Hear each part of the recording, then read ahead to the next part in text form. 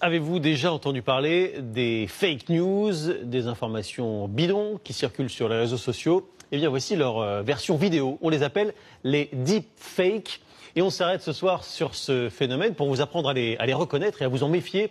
Bonsoir Yannick Hézard. Bonsoir. Alors dites-nous d'abord un peu plus en détail, c'est quoi exactement un deepfake? Eh bien, pour bien comprendre, regardez attentivement cette vidéo. Bonjour la France. J'ai choisi de m'adresser à vous aujourd'hui en français pour vous annoncer une grande nouvelle. J'ai décidé d'être candidat à l'élection présidentielle en France en 2022. Ensemble, we will make France great again.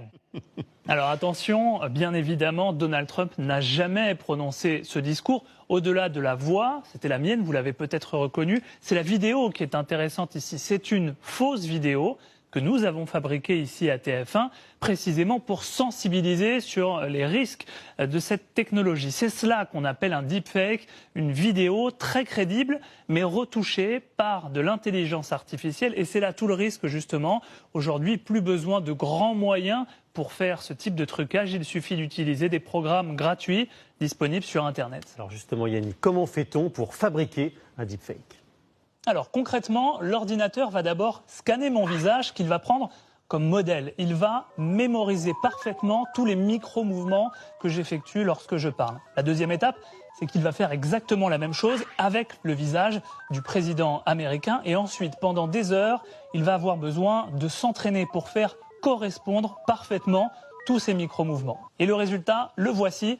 Une fois bien entraîné, le logiciel fait correspondre en temps réel tous les mouvements de mon visage sur ceux du président américain.